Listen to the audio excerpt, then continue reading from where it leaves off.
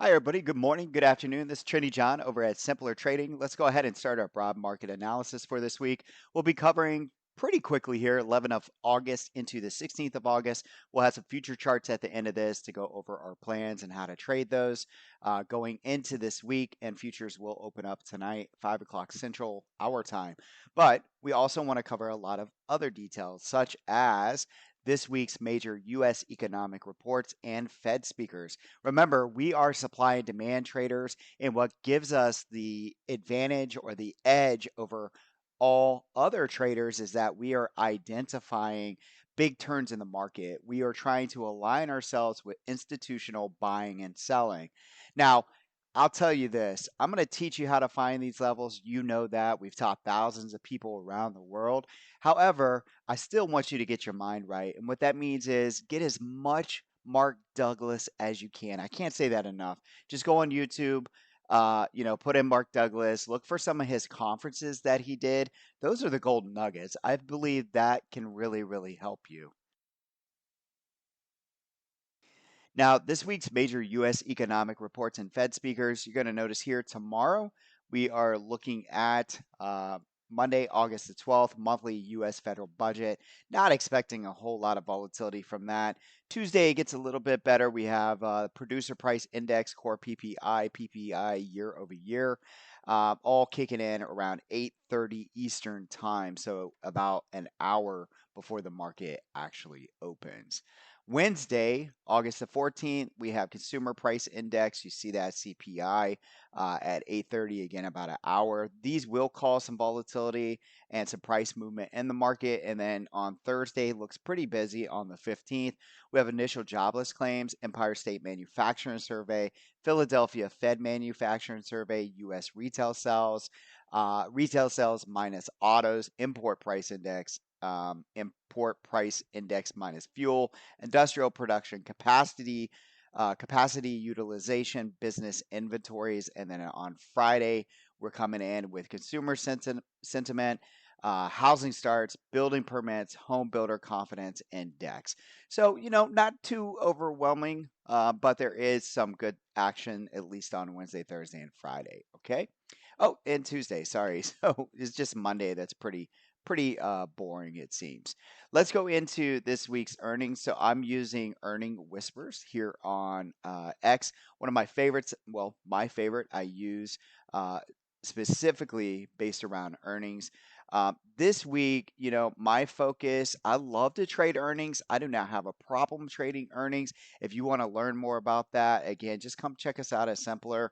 I'll tell you the names that I'm interested this week in possibly trading into earnings, and that's going to be right away right here on Tuesday. Looking at ONON, love this company over here. Home Depot, SE or SEA, and then moving on down here, my next name that I like, Cisco. I'll check it out just to see if there's a trade there. And then on Thursday, Alibaba, Walmart, JD.com, John Deere, one of my favorites as well. And other than that, that pretty much is my focus going into. I do like AMAT. That's okay as well. All right. Now, my next thing that I really want to show you is going to be SPY, the bigger picture, using quarterly charts. Now, the reason why we do this is because we have a lot of traders who like to swing trade. You guys know I love swing trading. I love putting on leap type trades through options. I like to get into equity if I want to hold some things a little bit longer. So these charts are really, really important. I want to go over last week's notes and then we'll get into this week's. Last week, I said last week was wild indeed. I believe most participants were caught off guard by the aggressive selling. Notice that selling led price to the first support level on the quarter chart, and it resulted in a bounce. So it came into the support level here, or the 23.6, and we got that bounce. 528 will be this week's over under. And again, this quarter is an inside quarter, but we still have 1 month and 27 days until the close. In my opinion, this is the healthy pullback that we were looking for so far. Then this week, this is really straightforward. Price did come into support. The bullish channel, you guys can see it over here. and worked very well for a bounce. Price settled above the 23.6, so again above that 528 level, and you could use that 528 as an over under for this week as well. This support is crucial going forward. If for any reason price closes below this, I would expect a test of the quarterly 9 EMA. So the quarterly 9 EMA, that's an exponential moving average. We've talked about this on previous broad market analysis, but I don't want to skip a week just in case it happens. I don't want you guys to be freaked out. If for some reason we break that support, I do believe that we could head down towards this level. Just know that anytime price moves up, this 9 EMA comes up a little bit. So these prices can change. Also, last week I said a month and 27 days. Now we have 1 month and 20 days until the quarterly closes. As of right now, this is an inside quarter, meaning that right now prices between the body of last quarter. And as long as it stays in that body, it's going to be choppy. It's not until price can break above this body that we continue or have a continuation candle that looks something like this. And then boom, we're right back into the mix of being super bullish. Okay. But right now, we are a little bit cautious. Yes, we're still buying dips that paid off last week. I did really well on buying the dip. But the 2 weeks before, again, I thought were pretty aggressive. I, for one, was not expecting like the ES futures to drop 240 points, I believe, on one day, 100 on the next. It started to get pretty volatile, especially with the VIX above 60. So again, I think a lot of people were surprised. I think it probably caused a little bit of PTSD out there. So anytime price does pull back, you're going to hear a lot of what would be the appropriate thing to say? You're just going to hear a lot of bears talking a lot of smack. All right. But again, this is what I'm going to tell you for the rest of the year for 2024. If we get a pullback back here, this is where I'm going to be buying in this area with full like pedal down. Gas is going. This is where I want to buy. This is where I believe they could scare the heck out of retail traders, but not for me. Again, a lot of cash sitting on the side. And during that time, or until we get there, I'll just keep trading just like we have for this entire year. Okay. Moving on, let's talk about the QQQ. All right, so if we take a look at the Qs, same thing. We got an inside week so far, and I'll just read this week's. Price dipped under the 38.2 and ended up making a higher low so far. The bullish channel will continue to be very important going forward. The quarterly 9 EMA is still possible in the future as long as price can stay above 442. Okay, so this is what's going on right now. So again, inside, we have 1 month and 20 days. We're inside the body, but you'll notice that because the Qs or the Nasdaq tend to lead, we've dug a little bit deeper. Now we broke down below that support of 442 last week, but you'll notice that we made a higher low. And in those notes, I said so far. So far meaning like it the quarter's not over. We still have 1 month and 20 days. Anything can happen. But as of right now, we did make a higher low. You'll also notice that the 9 EMA is very confluent with the inside and up formation or the demand zone. Just like the SPY, if for some reason we have a volatile or another moment of surprise where the market really pulls back, this is where I'd be looking for myself to go ahead and load the boat and get very involved on the long side with a little bit of time.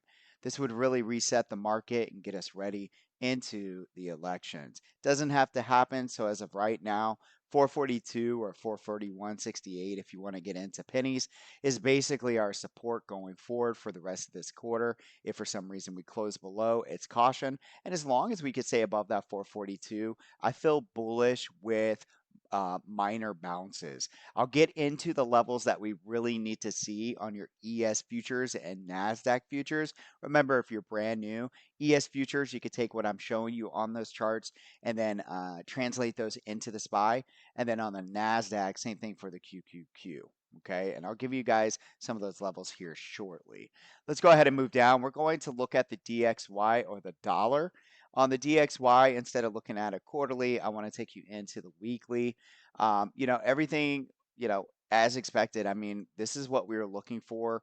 Price did come down into a little bit of an inside and up formation. This level has been tested before. It did bounce here. Notice that, again, in the market, I even talked about this last broad market analysis. I said I wouldn't be surprised if the market just goes sideways, but we have big range expansions in price.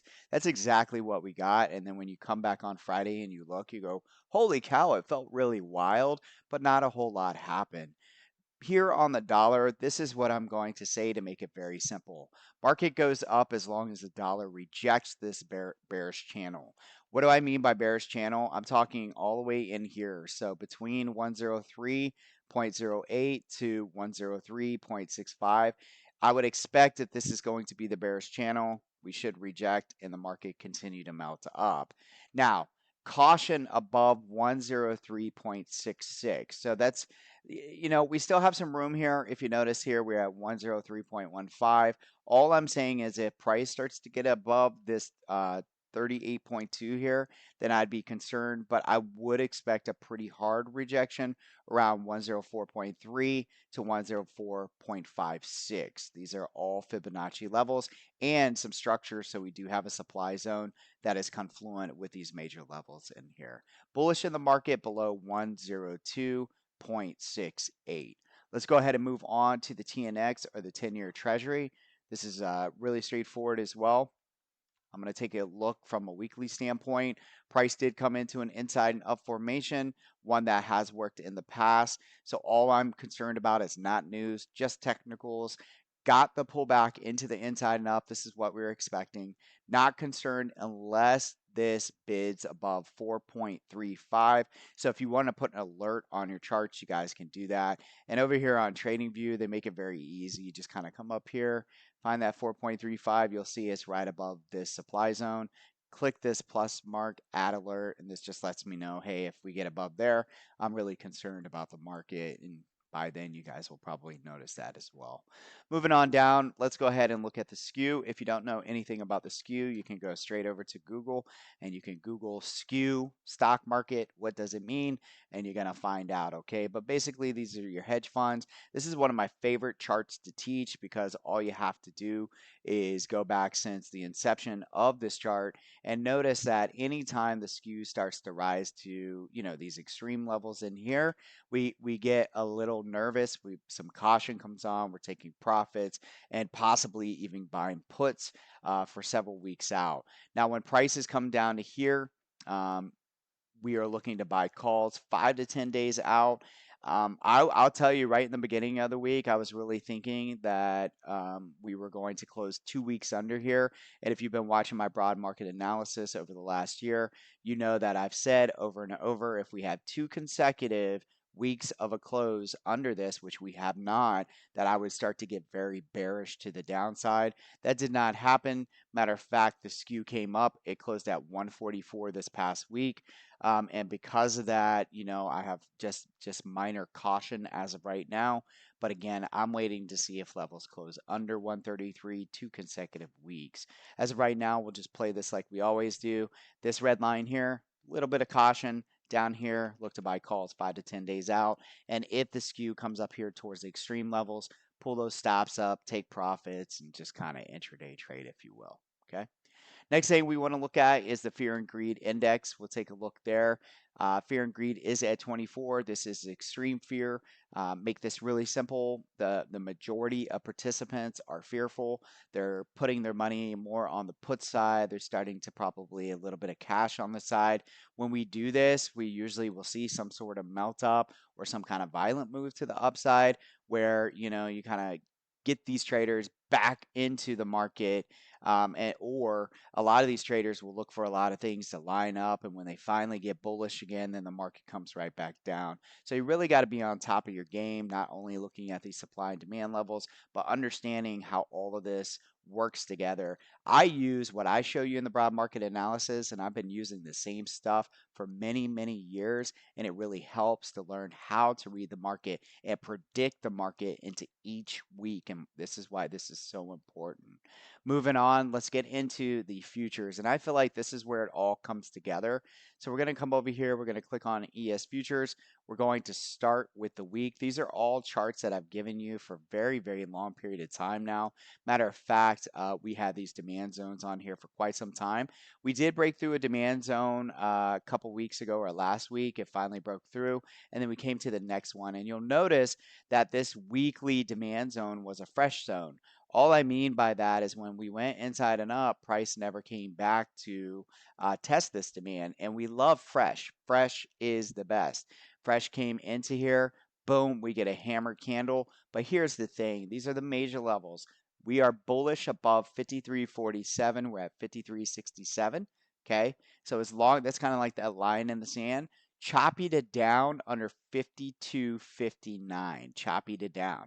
Trend break, very important, above 54.91. This is the golden Fibonacci of the down range. If we can get above there, this trend that we had that continued to move from this April timeframe is back in motion. So bulls for this week, what you'd really get excited about is if we can get above 54.91. That's about 130 points. And you guys can see here the weekly ATR or average trading range puts us above that if it indeed stays bullish. Now, if we pull back, your big focus, if we have a volatile move to the downside, I'd really be focusing on this low.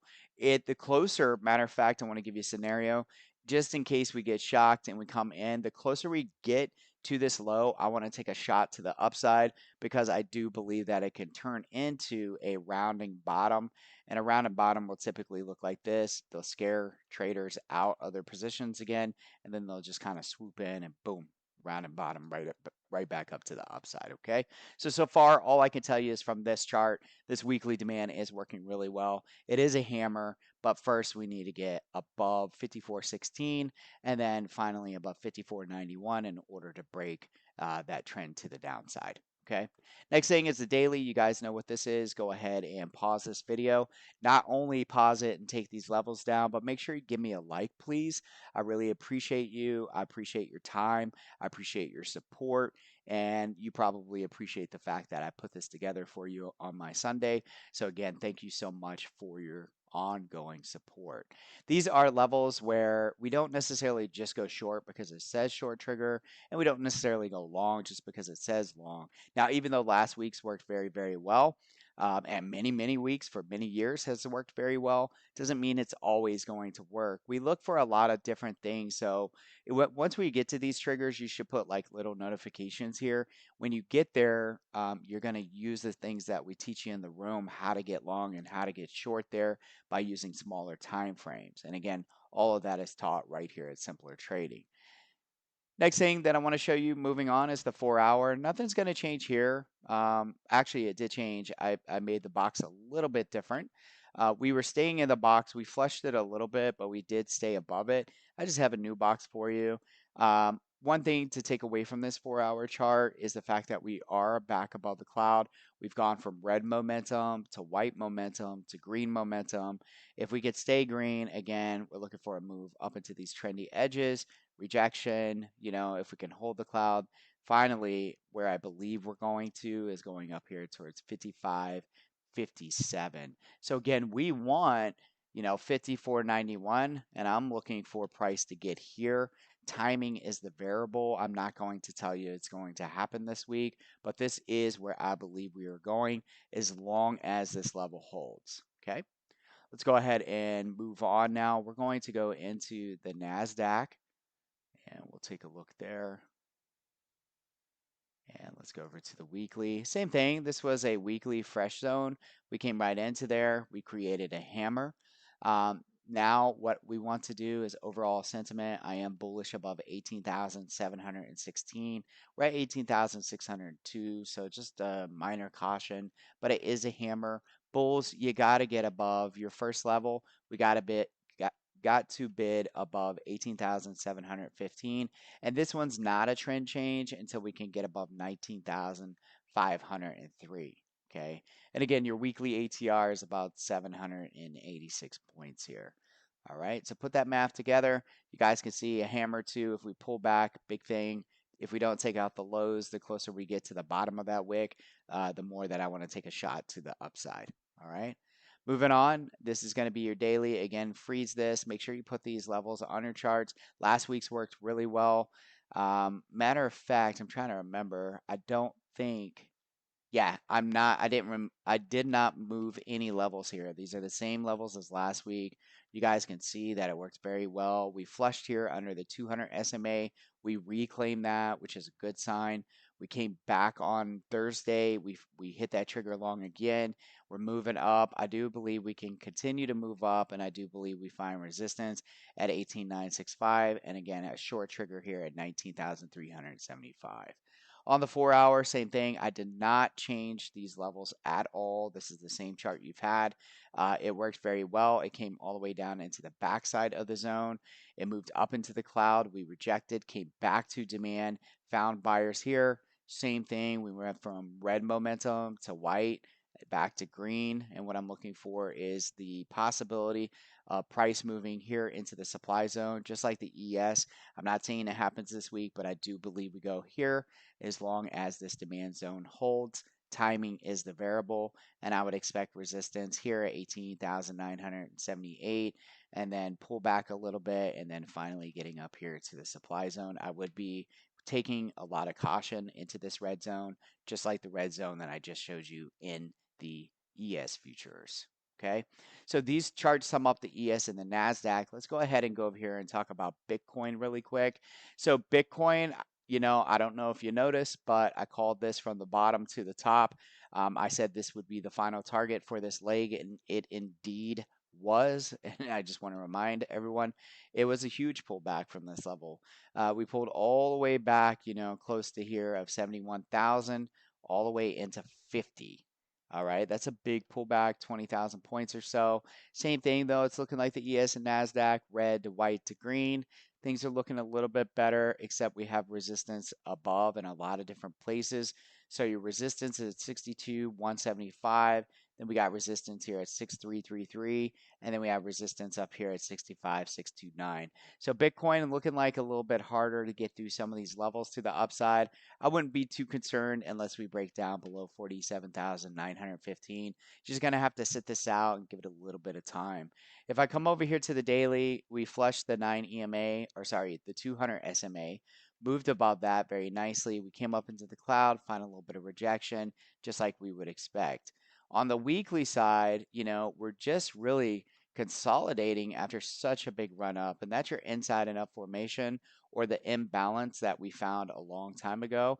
And just like most imbalances, we come back to fill those and find demand. And now it's just a matter of holding the green zone and working our way up through that final target of that leg. If we can get back through that, I do believe that we could break out in 2024 upwards and above 80 to 81,000 on Bitcoin. So another 20,000 points or so. All right, let's talk about, we'll take it a step forward to show you guys oil futures. I had some questions about this. A little bounce here. I do believe that we break down underneath this level going into elections. I would be kind of shocked, and it's whatever. It's okay. It's a speculation trade. I would be shocked if we're actually going to run all the way up here into the 90s and hundreds going into elections. So I do believe we're going to find some resistance soon around 79.80, and then we break back down, come and kind of hover around here, and then by the end of 2024, we start breaking down below the support in here. Again, that's speculation. The other speculation was to buy some debit spreads to the upside, looking for 90 to 100 going into election. So kind of pick your pick. They're really cheap options to trade in the oil futures. But that is my speculation going into the end of 2024, or into elections is what I should say. All right. Now that sums up my analysis looking at all of those charts. I hope it's helped you very much. I'll be pushing out a neutral strategy here in about an hour. So look forward to that. Please check your notes tonight. Look for any watches and any charts that I am putting in here. That way you are better prepared for this week. And Melissa and I cannot wait to trade with you. We'll see you 30 minutes before the bell opens tomorrow. Have an amazing day.